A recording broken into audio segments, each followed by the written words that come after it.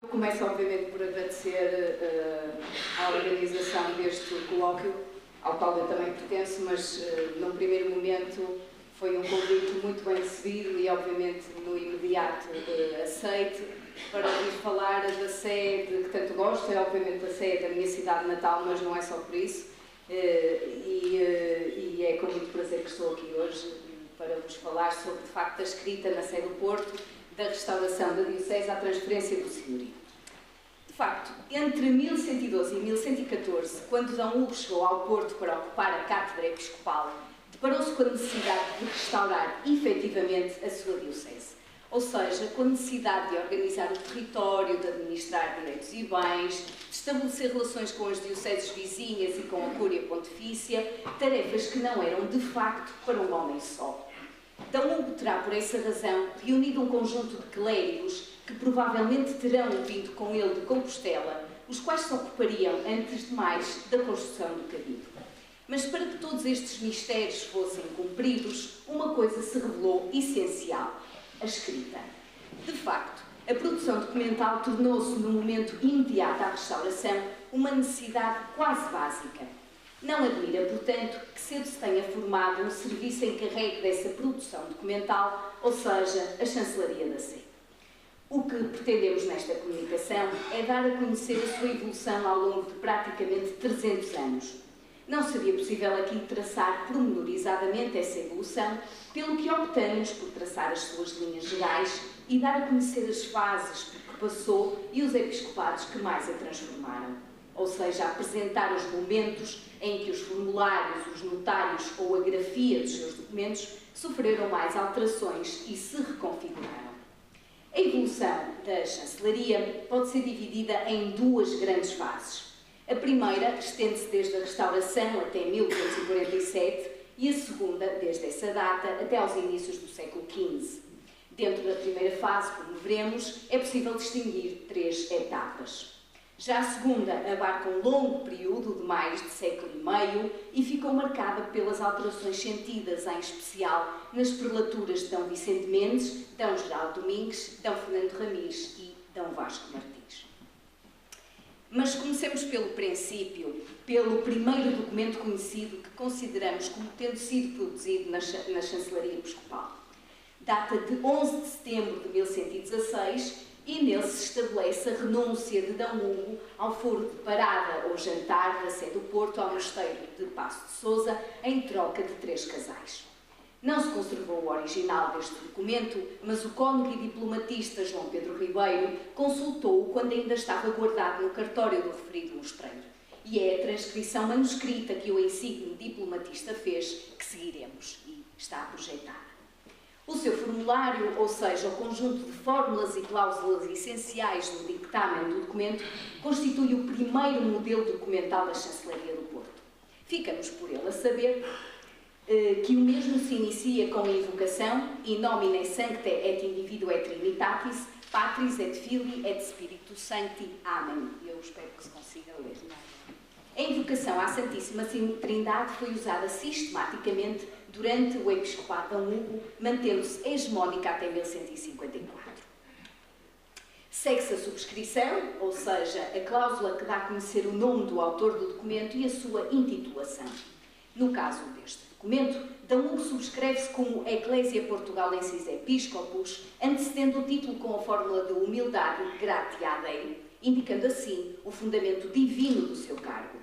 Neste exemplo, D. Hugo outorga e, por essa razão, subscreve sozinho a renúncia.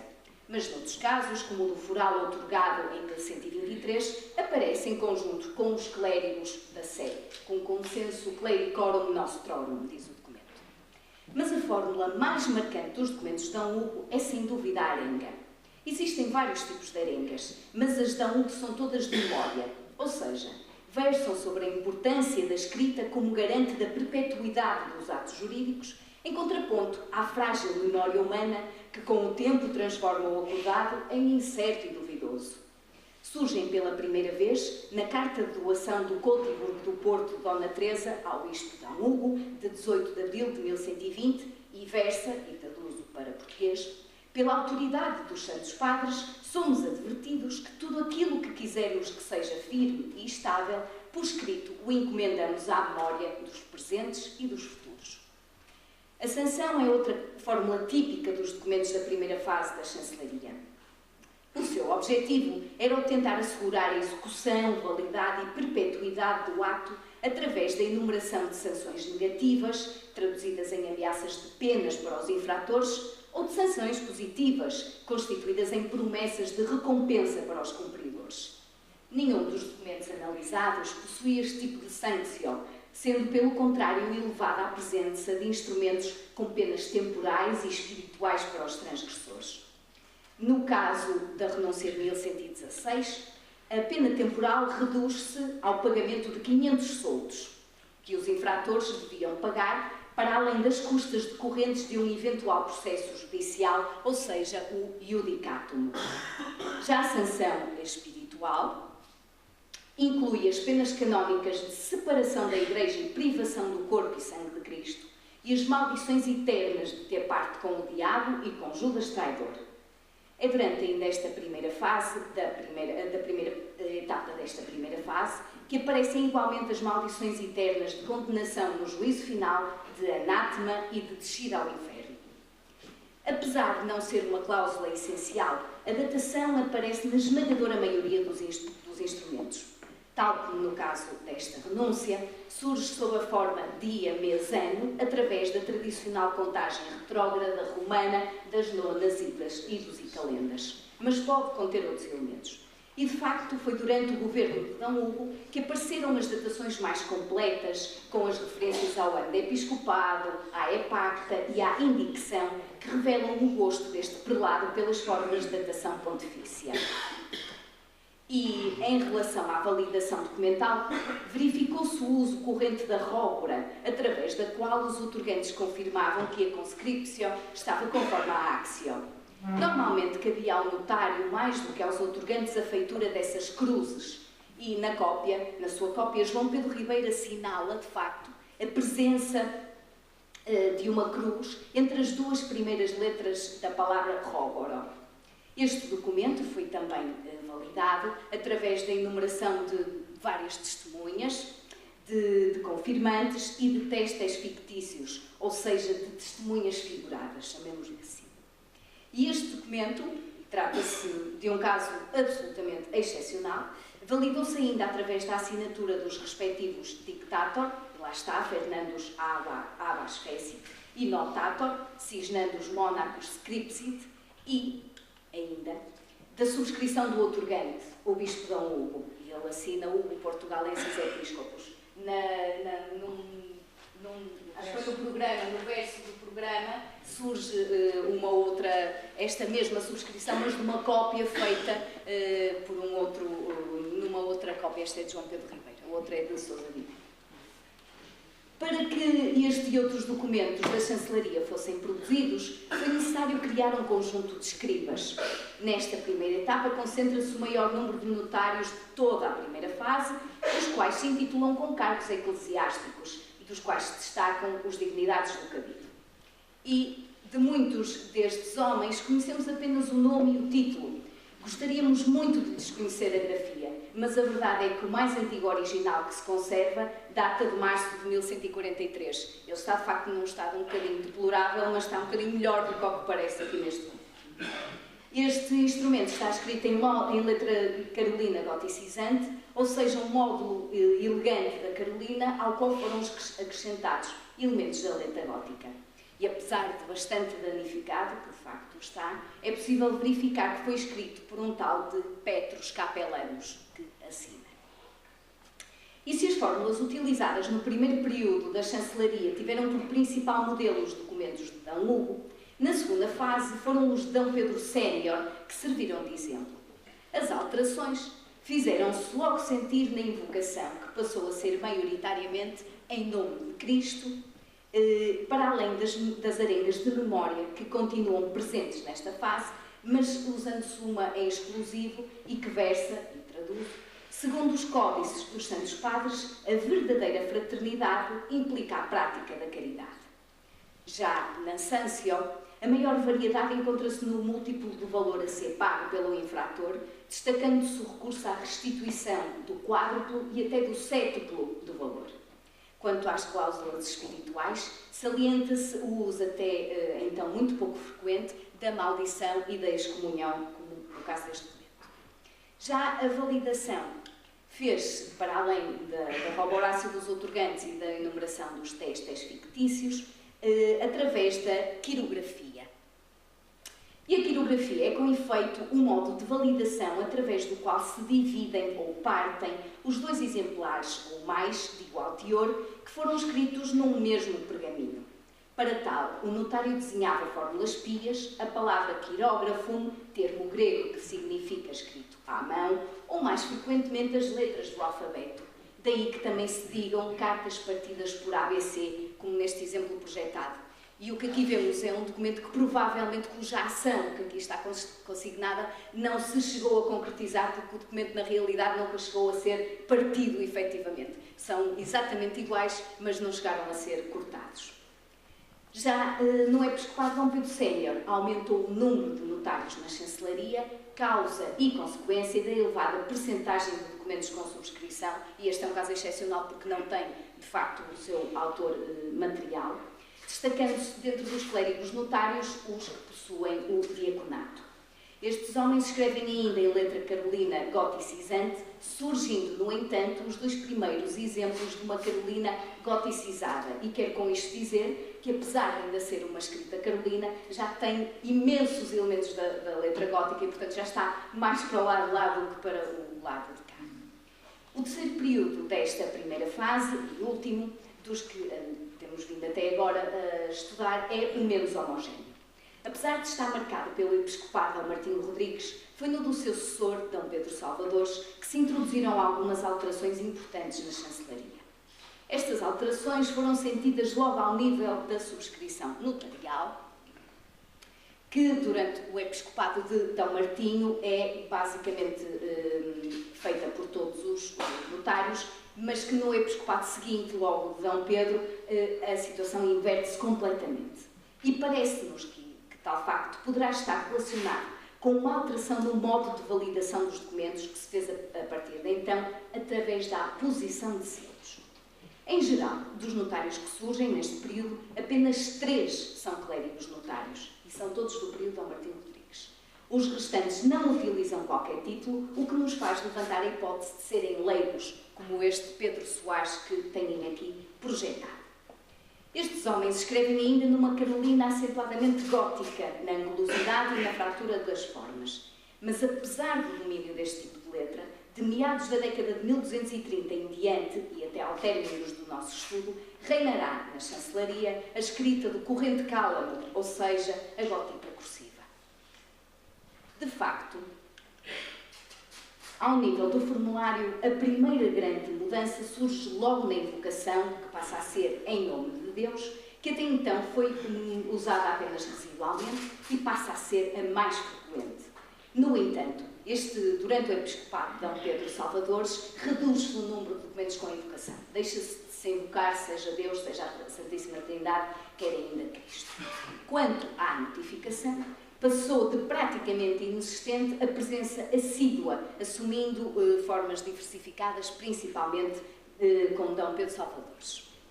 Outra das grandes alterações ocorre com a sanção, que apesar de presente com Dom Martinho Rodrigues, quase deixa de aparecer com Dom Pedro Salvadores, restando apenas um único documento de um universo de 40 em que há sanção espiritual.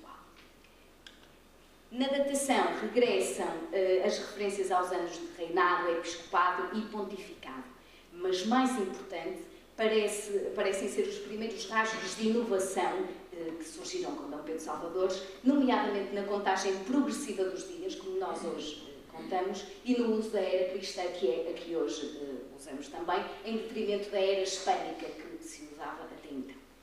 Das formas de validação dos documentos desta fase, destaca-se o uso dos selos, não só dos bispos, dignidades e cabido, como também dos próprios outorgantes ou de pessoas por eles requeridos.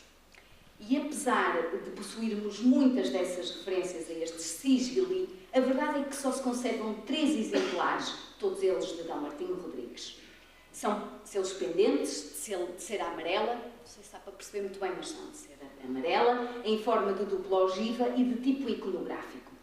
No seu interior encontram-se 2 arcos ogivais concêntricos, por entre os quais se situa a legenda, e no campo a figura de um prelado letrado, segurando o báculo com a mão direita e levantando a esquerda em posição de menção. De salientar que a menção aos selos dos dignidades surge pela primeira vez num documento datado criticamente de 1213 e 1216 e são relativos ao Deão Fernando Rodrigues e ao chantre mestre Paio Pais. Já a primeira referência ao sigilum do cabido é ligeiramente posterior e data de 1238-39. No início desta apresentação, apontamos o ano de 1247 como sendo, simultaneamente, o fim do episcopado de Pedro Salvadores e da primeira fase da chancelaria. De facto, foi nesse período, como vimos, que surgiram uma série de alterações nos formulários, na forma de validar, na estrutura humana e até na escrita da chancelaria. Mas algumas destas mudanças não foram ocasionais, mas tiveram, isso sim, relação direta com a introdução do tabelionado público na cidade. Com efeito, a partir de 1242, surgiu no Porto o primeiro público estabelio, ou seja, um notário provido de fé pública e, por essa razão, capaz de produzir os mais variados tipos de documentos, não só para particulares, como também para os homens da sé. A consequência direta foi uma transformação substancial da tipologia dos documentos produzidos, a partir de então, na chancelaria. De facto, por um lado, deixa-se praticamente de produzir certo tipo de documentos, mas, por outro, surge a necessidade de elaborar novos modelos documentais. Esta variedade resultou na necessidade de adaptar os formulários e, por essa razão, certas fórmulas tornam-se indispensáveis em alguns documentos, ao passo que outras se generalizam ou, pelo contrário, praticamente desaparecem. Isto é, mais do que a vontade ou o gosto de um determinado prelado, o que conta no momento de elaborar o formulário de um instrumento é a natureza jurídica do mesmo. Por essa razão, as mudanças na segunda fase da chancelaria são mais pontuais, sendo mais complicado estabelecer etapas. Ainda assim, alguns episcopados trouxeram novidades e é dessas que falarei em seguida. Uma delas é a forma sistemática como, a partir de 1247, bispos, dignidades e cônegos passam a usar os seus selos. E aqui estão 4 belíssimos exemplares: o primeiro do bispo Dom Martinho Rodrigues, o segundo de mestre Vicente Deão do Porto, o terceiro de Gonçalo Gonçalves, chantre do Porto, e o quarto de um outro chantre que sucedeu a Gonçalo Gonçalves, Vicente Domingues. Diga-se que aquele segundo selo de mestre Vicente, este mestre Vicente será o futuro Vicente Mendes, o bispo do Porto. Esta forma de validar torna-se quase exclusiva nos episcopados da segunda metade do século XIII. E com D. Vicente Mendes, de quem eu ainda agora falava, surgem inclusivamente os selos com contrasselo, ou seja, o verso do espécime foi também usado com o propósito de dar ainda mais valor a este modo de validar. Existem 2 exemplares de contrasselos, eu aqui só trouxe um, o que está mais direitinho, digamos assim. São ambos redondos, feitos em sinete, ou com sinete, e apresentam no campo um busto que representa a cabeça de César em posição lateral. Ao nível do formulário, esta etapa ficou marcada pelos documentos produzidos precisamente durante este longuíssimo episcopado. A invocação cristológica predominou, especialmente sobre a forma In nomine Jesu Christi, como neste documento de junho de 1264. O uso da notificação intensifica-se, preferencialmente sobre a forma simplificada de Noveritis ou Noverit Universi. A sanção deixa praticamente de ser utilizada, como já tinha referido, e quando aparece é de cariz temporal, como neste documento, onde se prevê o pagamento de 1000 morabitinos em caso de infração. Na validação, para além dos selos, recorre-se à quirografia. Aqui está uma belíssima carta partida dentada por ABC, só se vê metade das letras, e o engraçado, este está conservado na Torre do Tombo, mas o gêmeo dele está conservado aqui no Arquivo Distrital, pelo que é possível bater um com o outro, e fisicamente não é, mas no computador é possível bater um com o outro e é muito interessante. E para além da quirografia, A quirografia usa-se durante este período até ao final do episcopado de Dom Vicente, mas depois deixa praticamente de se usar. É uma fórmula que cai claramente quase no esquecimento da chancelaria. Na composição humana destaca-se a presença de novos notários identificados e anónimos, ou seja, há muitas mãos que não se assinam, nós distinguimos-las através da análise paleográfica, mas não sabemos os seus nomes. Em alguns casos, os notários subscrevem-se e fizeram inclusivamente o respectivo sinal. Destes, nenhum se identifica como eclesiástico, situação muito diversa da que tínhamos visto a situação dos clérigos notários. Por outro lado, utilizam títulos que os ligam à sé, tais como Publico Stabelio in Curia Portugalensis Episcopi, como é o caso de Domingos Domingues, que tem um sinal lindíssimo com a divisa Secretum Meum Mihi, que está dentro do sinal. E também é um caso muito excepcional. Estes homens da pena escreviam em gótica cursiva fraturada, mas mostram em alguns casos influências da escrita que se fazia além Pirineus e na Cúria Pontifícia. E não querendo alargar, tem muito que ver com o facto de Dom Vicente Mendes ter passado muitos anos na Cúria Pontifícia por causa dos muitíssimos problemas que tinham com o rei Continis. Acabaram por estar lá muito tempo e ele mandava a documentação, as missivas, e portanto há toda uma relação entre documentação pontifícia aqui na Sé e portanto começam a surgir de facto os primeiros documentos com outros tipos de letra. O que se sabe é que destes homens, sabe-se que destes homens começam de facto a aparecer essas inovações. Já ao nível do formulário, a grande alteração ocorrida neste segundo período fez-se ao nível da datação.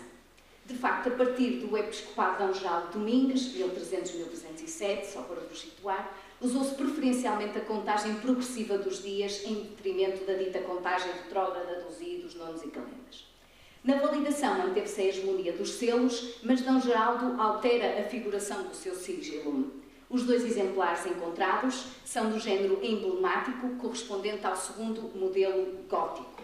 E com isto quer dizer que o seu campo foi preenchido com a Virgem com o menino ao colo ao centro, sentada num trono muito trabalhado, inserido num retábulo gótico, e ao nível inferior o bispo em oração virado para o lado direito.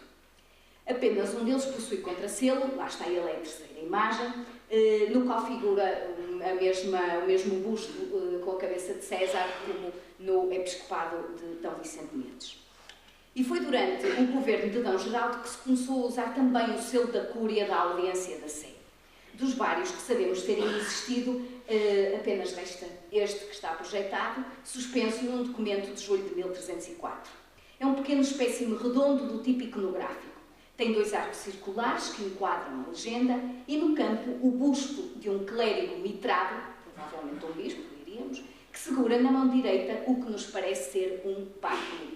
Mas há algumas dúvidas por causa do selo estar neste estado determinado.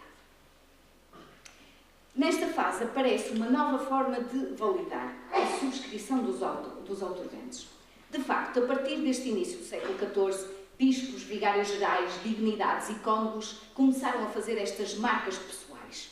É de D. Gonçalo Pereira, Deão do Porto e vigário-geral do bispo Dom Frádulo, a primeira marca de que há testemunho, nela constando, segundo o documento em que foi copiado, porque não resta o original, Decanus Vidit. Eu projetei aqui duas subscrições desta mesma fase, a primeira do chantre, Cantor Vidit, e embaixo de dois vigários gerais, o cônego Egas Lourenço e o porcionário Domingos Martins.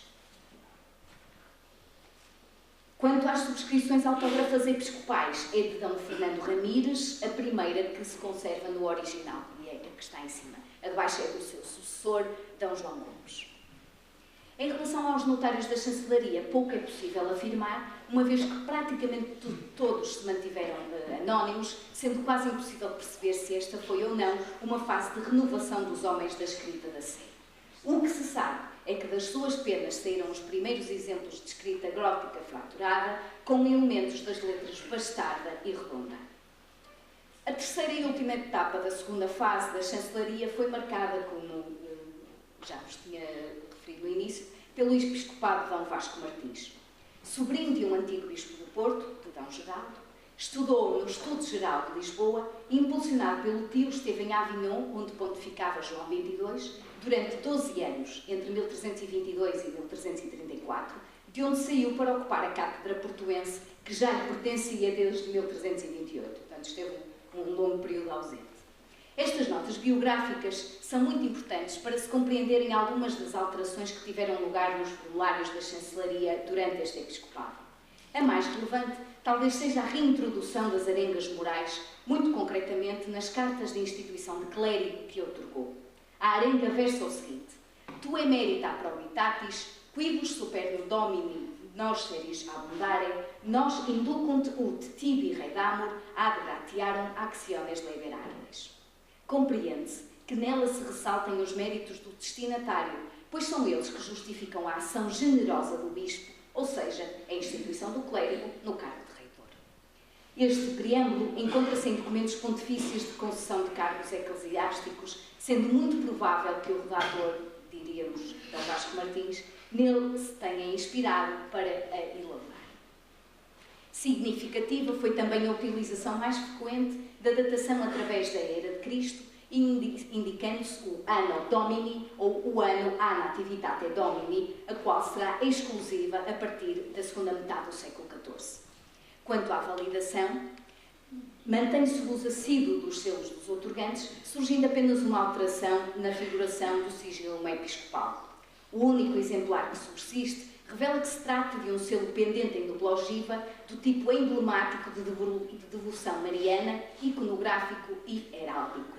No campo, encontra-se uma edícula com 2 nichos. No inferior, de maior dimensão, figura um bispo litrado, segurando na mão esquerda um báculo e levantando a mão direita em gesto de bênção, ladeado por 2 escudos, cada um dos quais contendo 2 faixas onduladas.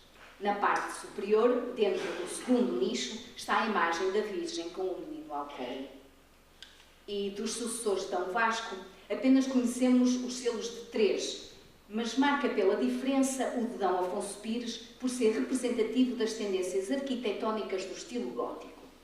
O campo apresenta 3 níveis figurativos, semelhantes a retábulos ou nichos góticos. No superior é representada a meio corpo a Virgem com um menino ao colo e uma flor de lis na mão direita, ladeada do que parecem ser 2 anjos, podendo, no entanto, ser a figura de 2 santos. No meio são apresentados São Pedro, à direita do observador com uma chave na mão, e São Pedro à esquerda do observador com a chave na mão, e São Paulo à direita empunhando uma espada. No nível inferior surge um bispo, aparentemente segurando o báculo na mão esquerda. Possui contrasselo, muito apagado, lá está ele na terceira imagem, quer no campo, quer na legenda, o que impossibilita a leitura. Neste período, o Cabildo do Porto usou o selo para validar muitos documentos. Não resta, infelizmente, nenhum. Mas, a partir de uma cópia, é possível descrever o exemplar que selava uma procuração de maio de 1354. E diz o seguinte: era um selo pendente, em fita miscerada, era pequeno, redondo e tinha em si a figura de Ângio com suas asas, e aos pés dele jazia a figura de Serpe, pela boca da qual Serpe tinha o dito Ângio metudo uma lança. Algumas descrições posteriores são concordantes com esta, acrescentando por vezes a cor do mesmo, que varia entre a cera amarela e a cera verde. Mas a grande mudança na forma de validar os atos da chancelaria foi a inclusão da subscrição autógrafa notarial. Com efeito, a partir da década de 1340, os notários começaram a subscrever os seus instrumentos, referindo no título a sua ligação à Igreja, à audiência, à cúria, ao bispo e ou ao Cabildo do Porto. Destes homens, apenas um se identifica como clérigo, mas sabemos que dos restantes, pelo menos 10 o eram. Sabemos ainda que alguns deles seriam notários forasteiros, ou seja, homens da confiança do prelado e que para ele trabalhavam independentemente da chancelaria e até do local em que se encontrassem.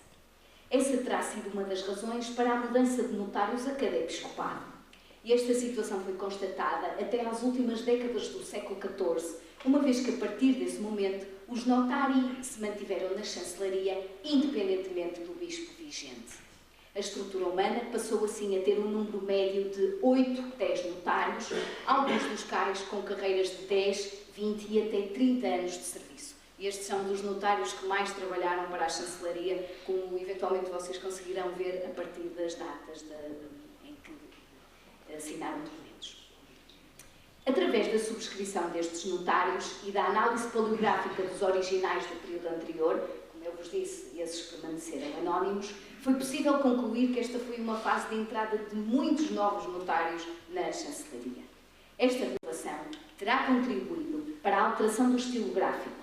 De facto, a partir da década de 1340 em diante, predominou a gótica bastarda, mas não em absoluto, uma vez que se continuou a escrever em gótica cursiva fraturada, em gótica redonda e em estilos mesclados, fruto da convivência destes muitíssimos modelos góticos. E concluo. Concluo olhando para o último documento produzido no período em análise. Ao olhá-lo, é impossível não pensar na evolução da produção da chancelaria desde o episcopado de Dom Hugo até ao Dom Gil Alma. Tem esta pública forma de maio de 1406, as fórmulas típicas do dictamen dos documentos desta segunda fase, nomeadamente a notificação e a devolução. Foi validada com o selo da Cúria, de que já só restam os furos. Foi subscrita pelo seu outorgante, o cônego e vigário-geral André Geraldes, que assina apenas André Canónicos Portugalenses, e pelo notário Gonçalo Afonso, que subscreve Gonçalves e Horatus Notuit, e foi escrita em gótica bastarda de estilo canonizado. É uma letra lindíssima, apesar de vocês não conseguirem ver de certeza. Este documento é, efetivamente, um exemplo do quanto a escrita da chancelaria episcopal estava, após esta longa evolução de praticamente 300 anos, autónoma, estruturada e organizada, preparada para dar resposta a todas as necessidades de gestão e administração da Sé e da Diocese.